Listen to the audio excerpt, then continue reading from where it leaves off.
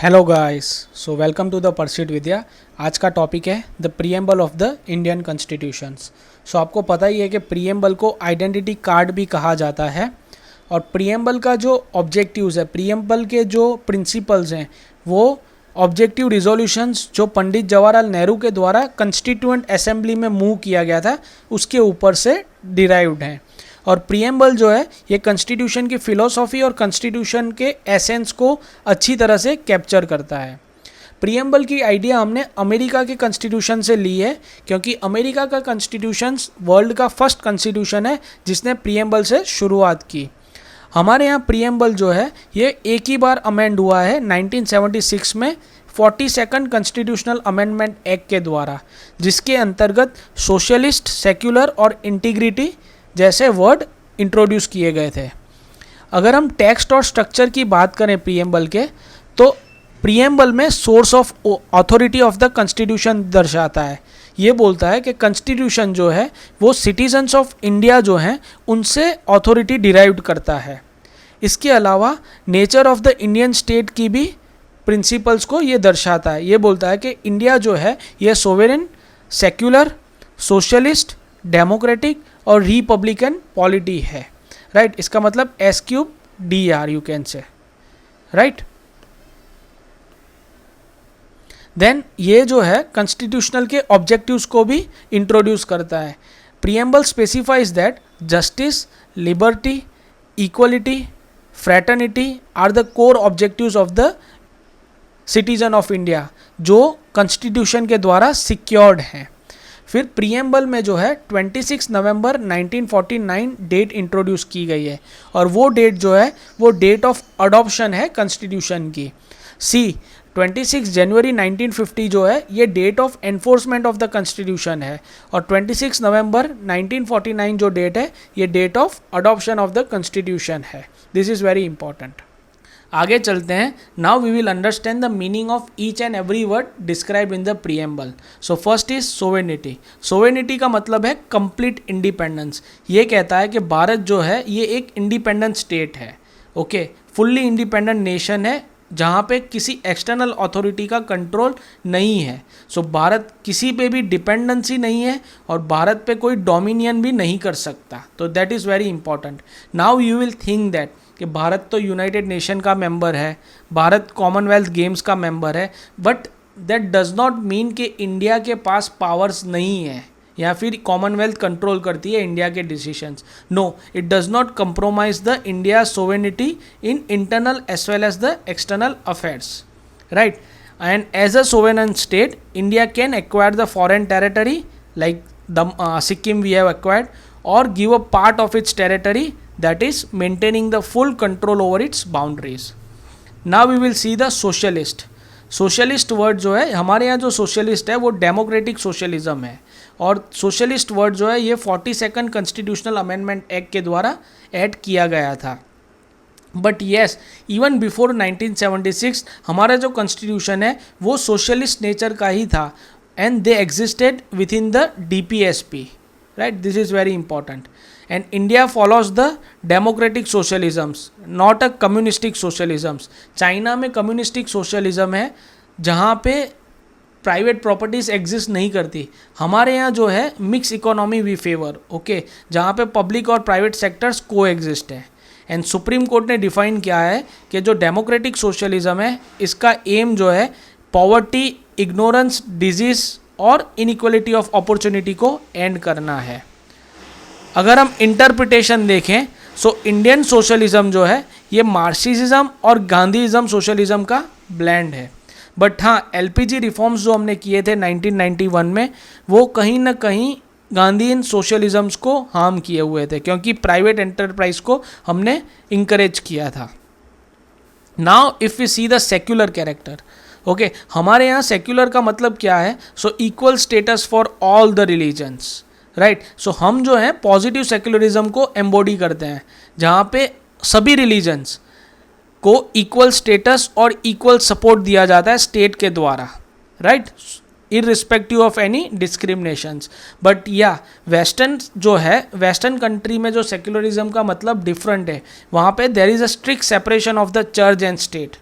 But India में जो है यहाँ पे इक्वल रिस्पेक्ट है सभी फेथ सभी रिलीजन को, जहाँ पे गवर्नमेंट जो है न्यूट्रल स्टांस मेंटेन करती है। और आर्टिकल 25 to 28 जो है ये सेक्युलर प्रिंसिपल्स को प्रमोट करता है, और आर्टिकल 29 एंड 30 जो कल्चरल और एजुकेशनल राइट्स हैं वो भी प्रमोट करते हैं। एंड ऑल्सो सेक्युलर वर्ड जो है ये 42nd कॉन्स्टिट्यूशनल अमेंडमेंट के द्वारा लिया गया है। Now we will see the democratic, that is government of the people, by the people and for the people. So हमारे यहाँ जो सोवेनिटी है ये पॉपुलर सोवेनिटी है। इसका मतलब कि सुप्रीम पावर जो है ये लोगों के पास है, नहीं कि पार्लियामेंट या फिर प्रेसिडेंट के पास है। हमारे यहाँ डेमोक्रेसी रिप्रेजेंटेटिव है। इसका मतलब कि like we do not directly you can say vote in the bills, right. हमारे यहाँ मेंबर्स ऑफ पार्लियामेंट और मेंबर्स ऑफ लेजिस्लेटिव असेंबली को इलेक्ट किया जाता है and they will vote and do XYZ things in the parliament. इसका मतलब कि हमारे यहाँ इनडायरेक्ट डेमोक्रेसी है और रिप्रेजेंटेटिव डेमोक्रेसी है। थर्ड इज पार्लियामेंट्री सिस्टम है हमारे यहाँ, that is executive is responsible to the legislature. और डेमोक्रेसी जो है ये पॉलिटिकली डेमोक्रेसी नहीं बल्कि सोशल और इकोनॉमिक फ्रंट में से भी काउंट होती है, that is we have social and economic democracy also, right. And this aims to establish the egalitarian social order in the society, ये सुप्रीम कोर्ट ने अफर्म किया था। Now if we go forward, republic means we have the elected head of the state, unlike monarchy, right? So we have elected leaderships। इसका मतलब head of the state यानी president जो है ये elected है, hereditary position enjoy नहीं करते। Then political sovereignty we have, that is power जो है वो people के पास है, नहीं के monarch के पास। There is equal opportunity in the political office, right. तो यहाँ पे प्रिविलेज क्लास का एब्सेंस है और पॉलिटिकल ऑफिस जो है वो सभी के लिए ओपन है, right. So term republic also mean that India as an elected president as a head of the state who serves as a fixed 5-year term rather than holding the power through the hereditary successions like in a monarchy. So this is very important. Now we will see the justice के भी 3 fronts हैं, that is social, economic और political। तो social justice यानी social indicators पे discrimination नहीं करना, जैसे caste पे, color पे, race, religion और gender पे, राइट। इकोनॉमिक जस्टिस का मतलब कि इकोनॉमिक फैक्टर्स को काउंट नहीं करना, वहाँ पे डिस्क्रिमिनेशन नहीं करना। And it also means to end the disparities in the wealth, income and property distribution, right. And political justice का मतलब कि there should be equal political rights, access to the offices and voice in the government for all the citizens. अगर आप distributive justice देखोगे तो social और economic justice अगर दोनों मिल जाए तो उसको आप बोल सकते हो कि ये डिस्ट्रीब्यूटिव जस्टिस है, राइट। और ये जस्टिस के जो प्रिंसिपल है that has been inspired from the Russian revolution, that is very important. So now we will see the liberty यानी freedom within the constitutional limits.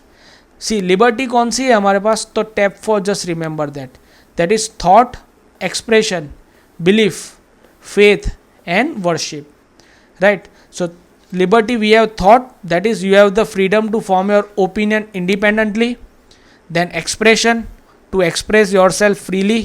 Then belief, that is to hold your personal convictions. Then faith, that is to follow the religious beliefs. And finally worship, to practice the religious rituals. See, liberty जो है ना ये absolute नहीं है। Liberty क्या है, मान लो ये आप हो, right. So freedom from restrictions, तो ये आपकी लिबर्टी हो गई, और आपको ये स्पेस प्रोवाइड करती है कि आप पर्सनल डेवलपमेंट कर सको। तो ये पूरा लिबर्टी का कंसेप्ट है। That is on the one side it gives you the freedom from the restraints, while on the other side it ensure your personal development, right? और ये particular things protected है through the fundamental rights, this is very important. But हाँ, ये जो space है आपकी personal development के लिए ये अनलिमिटेड नहीं है, it's qualified, it's not absolute, this is very important. तो ये क्वालिफाइड नेचर है, एब्सोल्यूट नेचर की नहीं। And there are certain limitations over here, right. और ये लिमिटेशंस कौन रखेगा, तो पार्लियामेंट रखेगी। और ये लिमिटेशंस रीजनेबल हैं कि नहीं ये कौन डिसाइड करेगा, so that will be decided by the supreme court, right? So reasonable restrictions are imposed by parliament and decided by the supreme court. और ये जो ideals हैं liberty, equality और fraternity, that is fail, FEL fail, so ये हम French revolution से लिए हैं. Right, now we will see the equality. Equality means absence of any privileges, presence of the equal opportunity to all. Now liberty different types की आती हैं, जैसे civic equality, right? तो आर्टिकल 14 to 18 हमने already cover किए हुए हैं, just see it. So equal treatment under the law, non discrimination, equal public employment access, untouchability का बैन और टाइटल्स का एबोलिशंस. तो ये आपकी सिविक इक्वलिटी है. पॉलिटिकल इक्वलिटी आप देखोगे तो इलेक्टोरल रोल्स में डिस्क्रिमिनेशन नहीं करना और universal adult suffrage, that is equal right to vote. So ये आपके पॉलिटिकल इक्वलिटी हो गए. और फाइनली इकोनॉमिक इक्वलिटी जो है, राइट टू लाइवलीहुड और equal pay for equal work, तो ये आपका हो गया DPSP, राइट. सो इक्वलिटी जो है ये स्पेशल प्रिविलेजेस को एलिमिनेट करती है और equal opportunities without any discrimination आपको प्रोवाइड करती है. Now final is that fraternity. Fraternity का मतलब ब्रदरहुड. ओके, नाउ ब्रदरहुड कैसे प्रमोट करते हैं हम, तो सिंगल सिटीजनशिप से हम प्रमोट करते हैं.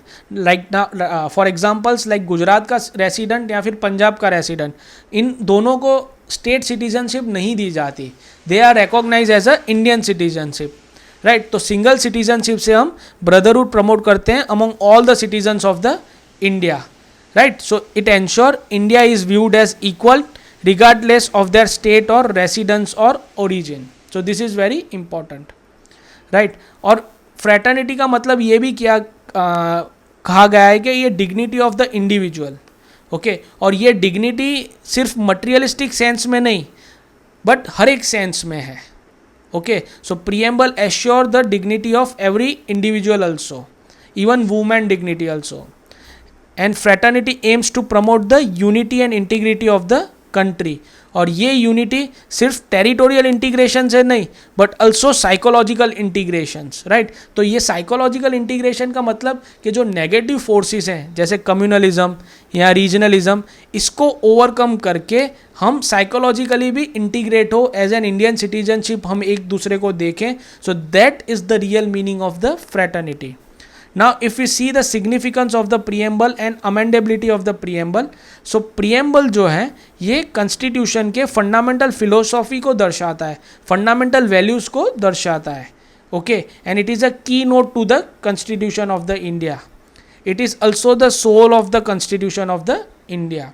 अगर हम इसका लीगल स्टेटस देखें तो हाँ, आर्टिकल 368 के अंतर्गत हम इसको अमेंड कर सकते हैं, बट इसके जो बेसिक एलिमेंट हैं जैसे basic structure of the constitution के जो पार्ट हैं उसको हम अल्टर नहीं कर सकते, ओके. और ये कॉन्स्टिट्यूशन का पार्ट है, इंटीग्रल पार्ट है, ऐसा केशवानंदा भारती केस में बोला गया था. And it serves as a essential guide for interpreting the constitution of the India. This is very important. And also it is not a source of the power nor a prohibition of the power of the parliament. अगर हम इसको amendability history देखें इसकी, तो ये एक ही बार amend हुआ है 1976 42nd Constitutional Amendment Act द्वारा, जिसमें सोशलिस्ट, सेक्युलर और इंटीग्रिटी 3 वर्ड ऐड किए गए थे, right. So we have completed this. If you like the video, please hit the subscribe button, share the video as much as possible. Thank you.